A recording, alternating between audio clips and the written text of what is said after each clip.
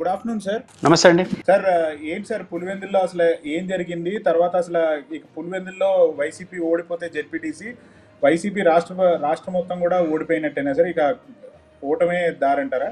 Pulivendula ZPTC ఎన్నికలు జరుగుతున్నాయి. ఎన్నికలు ప్రజెంట్ జరుగుతున్న సిచ్యువేషన్స్ అవన్నీ ఎలక్షన్ కమిషన్ ఇచ్చే రిజల్ట్స్, రెండు పార్టీలు మాట్లాడే విషయాలు బట్టి ఆధారపడి ఉంటుంది. ఇప్పుడు కూడా జరుగుతున్న దాంట్లో ఒక డెమోక్రటిక్ పద్ధతిలో ఎలక్షన్ ప్రాసెస్ నడవట్లేదు అనేది క్లియర్గా అర్థమవుతుంది. అయితే ఇక్కడ ఒకటి, పులివెందులకు సంబంధించినంత వరకు ఎలక్షన్ కమిషన్ వ్యవహరిస్తున్న తీరు చాలా అభ్యంతరకరంగా ఉంది. బహుశా ఇట్లే ఎలక్షన్స్ కానీ ఎలక్షన్ కమిషన్ నిర్వహించేటుకుంటే ఎన్నికల కమిషన్ నాయకత్వంలో ఎలక్షన్ పెట్టాల్సినంత అవసరం, దానికి ఒక స్వయం ప్రతిపత్తి ఉండాల్సిన అవసరమే లేదు. ఒక కలెక్టరు, ఎంఆర్ఓ గారికి ఆ బాధ్యత ఇస్తే వాళ్ళు చేస్తారు. ఎందుకంటే నామినేషన్లు తీసుకోవడం, గెలిచిన వాళ్ళని ప్రకటించడం, ఇది తప్ప ఎలక్షన్ కమిషన్ ఫిర్యాదులు తీసుకోవడం తప్ప ఇంకో పని లేదనే పద్ధతిలో వ్యవహరిస్తున్నారు. ప్రాథమికంగా ఈ రోజున ఎలక్షన్ సంఘం యొక్క బాధ్యత ఏంటి? ఎలక్షన్ నిర్వహించేటప్పుడు నిబంధనలు పాటించాలి.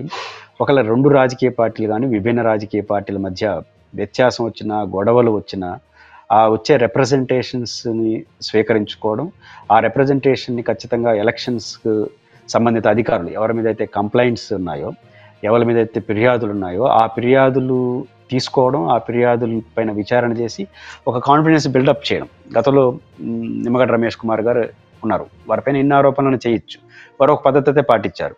అదేంటి చేశారు? ఏదైనా ఒక తిరుపతి ఎస్పీ పైన ఒక కంప్లైంట్ వస్తుంది ఒక రాజకీయ పార్టీ, వెంటనే ఆ కంప్లైంట్స్ని సంబంధిత ఆఫీసర్కి పంపేవారు. వారు ఇచ్చే సమాధానాన్ని తీసుకునేవాళ్ళు. రెండింటినీ స్క్రూటినీ చేసి తన డెసిషన్ తాను తీసుకోవడం కాకుండా పబ్లిక్గా చెప్పేవారు. మేము రిసీవ్ చేసుకున్నాం, దీనికి సమాధానం ఇదని చెప్పేవారు. కాన్ఫిడెన్స్ బిల్డప్ చేసే ప్రయత్నం చేయాలి. దాని మీద విమర్శలు ఉండొచ్చు. ఇక్కడ ఈ ఎలక్షన్ సంఘం ఎక్కడ ఎన్ని రిపోర్ట్లు వచ్చినా, ఎవరికి నోటీసులు ఇచ్చినట్టు కానీ ఇచ్చారు లేదో మనకు తెలియదు, కానీ ఇచ్చినట్టు ఎక్కడ చెప్పలేదు. నిర్వహణ సంబంధించి ఎక్కడ చెప్పలేదు. ఇది చాలా అభ్యంతరకరం. ఎలక్షన్ కమిషన్ చేయాల్సిన పని అయితే ఇది కాదు. కాబట్టి ఆ రకంగా ఎలక్షన్ కమిషన్ తన విధులు నిర్వర్తించడంలో పూర్తిగా వైఫల్యం చెందిందని చెప్పాలి. వైఫల్యం అనే పదం ఎందుకు వాడతాం? ఈరోజు ఎలక్షన్ నిర్వహణలో ఒక ప్రాథమికమైన అంశం ఏంటంటే, ఎలక్షన్ పోటీ చేసే వాళ్ళకి రిటర్నింగ్ ఆఫీసర్ ఒక పర్మిషన్ ఇస్తారు.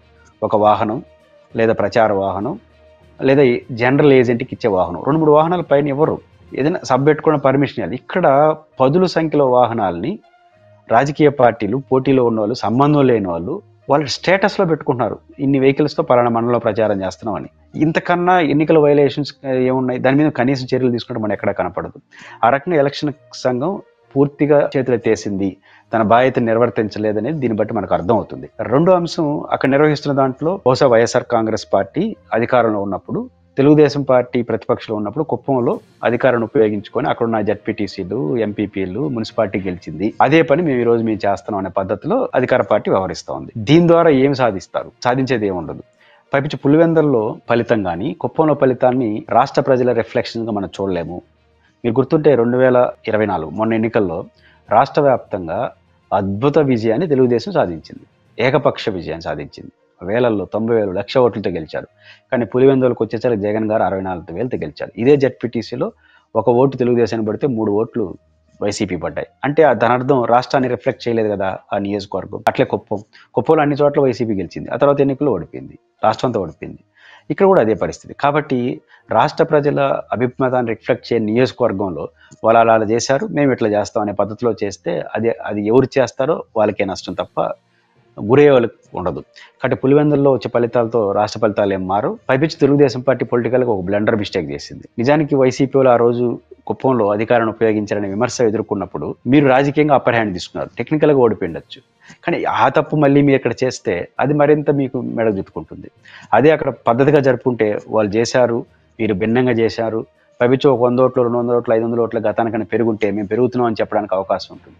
అవేమీ లేకుండా తెలుగుదేశం పార్టీ వ్యవహరించడం వల్ల అది వాళ్ళకే నష్టం, వైసీపీకి పరోక్షంగా లాభం చేకూర్చట అయింది. సార్ అంటే ఇది జగన్మోహన్ రెడ్డి గారి సొంత ఇదిగా సార్, కాన్స్టిట్యున్సీ ప్లస్ అదే జెడ్పీటీసీ కూడా అంతా ఆయన కింద వస్తూ ఉంటుంది. ఇప్పుడు ఆయన ఎట్లాంటి చర్యలు తీసుకోబోతున్నారు? ఏంటి సార్ అసలు రివ్యూ ఏమైనా చేయబోతున్నారా, లేకపోతే అసలు ఏం జరిగింది, ఏమైనా ప్రెస్ మీట్లు ఏమైనా చెప్పబోతున్నారు? వైఎస్ఆర్ కాంగ్రెస్ పార్టీకి ఉన్న జగన్మోహన్ రెడ్డి గారికి రాష్ట్ర వ్యాప్తంగా సమస్యలు ఉన్నాయి. ఇప్పుడు పులివెందుల కాన్స్టిట్యూషన్ వరకే పరిమితం అవుతున్నాం కాబట్టి పులివెందుల్లో జగన్మోహన్ రెడ్డి ఎదుర్కొంటున్న చాలా సమస్యల్ని తెలుగుదేశం పార్టీ పరిష్కరించింది. ఈ ఎన్నికల్లో తెలుగుదేశం గెలిస్తే నేను అనుకుంటా. అది రివర్స్లో ఉండొచ్చు అభిప్రాయం. ఎందుకంటే తెలుగుదేశం పార్టీ గుర్తించాల్సింది, కుప్పంలో కానీ ఇతర ప్రాంతాల్లో వైసీపీ అధికారంలో ఉన్నప్పుడు నామినేషన్లు వేసుకోవడంలో కానీ, విత్రాల పేరుతో కానీ, స్కూట్నీ పేరుతో కానీ తప్పులు చేసిన మాట నిజం. ఆ తప్పులు కారణంగా తెలుగుదేశం పార్టీ ఏం చేసింది, రాజకీయంగా ఎక్స్పోజ్ చేసింది, ప్రజల్లో వ్యతిరేకత తీసుకురావడానికి కారణమైంది. కానీ తెలుగుదేశం పార్టీ ఫీల్డ్ నుంచి వదిలేసి ప్రచారణకు, యాంటీ ప్రచారానికి ముగ్గు చూపింది. ఇక్కడ వైసీపీకి వచ్చేసరికి ఏమైంది, ఎదుర్కొంటున్నారు. అందువల్ల ఎక్కువ ఇష్యూ అవుతుంది. అంటే అధికార పార్టీ అధికారాన్ని ఉపయోగించినప్పుడు కౌంటర్ చేస్తున్నారు, ఫీల్డ్లో ఉంటున్నారు. ఇది ఖచ్చితంగా తెలుగుదేశం గుర్తించాలి. మనలాగా ఉండరీలు రివర్స్లో పోతున్నారు, గట్టిగా నిలబడుతున్నారు అనేది గుర్తించాలి. ఒక జెడ్పీటీసీ కాబట్టి రాష్ట్రం అంతా పోలరైజ్ అయ్యారు. రాష్ట్రం అంతా జరిగితే ఇట్లా చేయలేరు కదా, ఆయా నియోజకవర్గాలు ఎదుర్కోవాల్సి వస్తుంది కదా. ఇది తెలుగుదేశం పార్టీ గుర్తించాలి. మీ స్వభావానికి వాళ్ళ స్వభావానికి తేడా ఉండేది. పులివెందుల్లో ప్రధానంగా జగన్మోహన్ రెడ్డి గారు ఓడిపోయిన వెంటనే వచ్చిన రియలైజేషన్ ఏంటంటే, మెడికల్ కాలేజ్ ఉంది, జగన్ గారు ముఖ్యమంత్రిగా కొనసాగుంటే మెడికల్ కాలేజ్ ఈరోజు స్టార్ట్ అయ్యేది, మంచి హాస్పిటల్ వచ్చి ఉండేది, జరుగుతున్న డెవలప్మెంట్ కొనసాగి ఉండేది. ఇది పోయిందనే బాధ ఉంది. ఇప్పుడు అదనంగా పులివెందుల్లో జగన్ గారు ఎదుర్కొంటున్న ప్రధాన సమస్య ఏంటంటే, జగన్ గారు ఎప్పుడు అయినా ఈ 1 yearలో మీరు మా అధికారంలో ఉన్నప్పుడు మమ్మల్ని సరిగ్గా పట్టించుకోవట్లేదు అని ప్రతిరోజు అడుగుతున్నారు. దానికి జగన్ గారు ఇచ్చిన సమాధానం, ఈసారి నేనే మానిటరింగ్ చేస్తాను, అర్థం చేసుకుని 1 year నుంచి చెప్పినా ఎక్కడో చిన్న భయం. చెప్తున్నాడు, రేపు మళ్ళీ గెలిస్తే మళ్ళీ మొదటికి వస్తాడేమో అని చిన్న అనుమానం కలుగుతా ఉంది.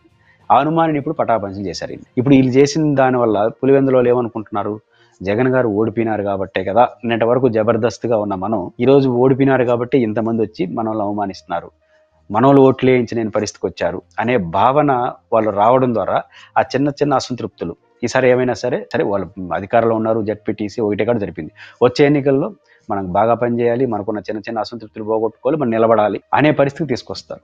అది జగన్ గారికి లాభం చేసినట్ట, నష్టం చేసినట్ట? అదే జగన్ ఎన్నికలు ఫెయిర్గా జరుపుండి ఒక 1000 ఓట్లు 500 ఓట్లు పెంచుకొని ఉంటే తెలుగుదేశం బలం పెరగతా ఉంది, కుప్పంలో లాగా వీళ్ళు చేయలేదు అనే భావన వచ్చుంటే తెలుగుదేశానికి ప్లస్ అయ్యేది. ఈరోజు అందుకు భిన్నమైన వాతావరణం తీసుకురావడం వల్ల ఈరోజు వైసీపీకి ఉన్న లోపాలు, ముఖ్యంగా ఆడ నాయకుల మధ్య లేదా మమ్మల్ని గుర్తించలేదనే సమస్య మధ్య చుట్టూ ఉందో, అది జగన్ గారు 1 yearగా పరిష్కరించలేనటువంటి సమస్యని లీడర్షిప్లో నిలబెట్టుకుంటేనే మనకు గౌరవం ఉంటుంది. జగన్ గారి రాష్ట్రంలో ముఖ్యమంత్రి ఓడిపోతే మన గౌరవం కూడా పోతుంది అని వైసీపీలో ఉన్న ప్రతి కార్యకర్త ఏకం కావడానికి, జగన్ గారు చేయలేని ఏకాన్ని వీళ్ళు చేసినట్టు అయింది. అది జగన్ గారికి లాభం తప్ప నష్టం అవుతుంది. పైపెచ్చి ఇప్పుడు తెలుగుదేశం గెలిచింది అనుకోండి, రేపు నుంచి మేము జెడ్పీటీసీ గెలిచాం, రేపు ఎమ్మెల్యే గెలుస్తాం అని ఇంకా ఎక్కువ చేస్తారు పులివెందుల్లో.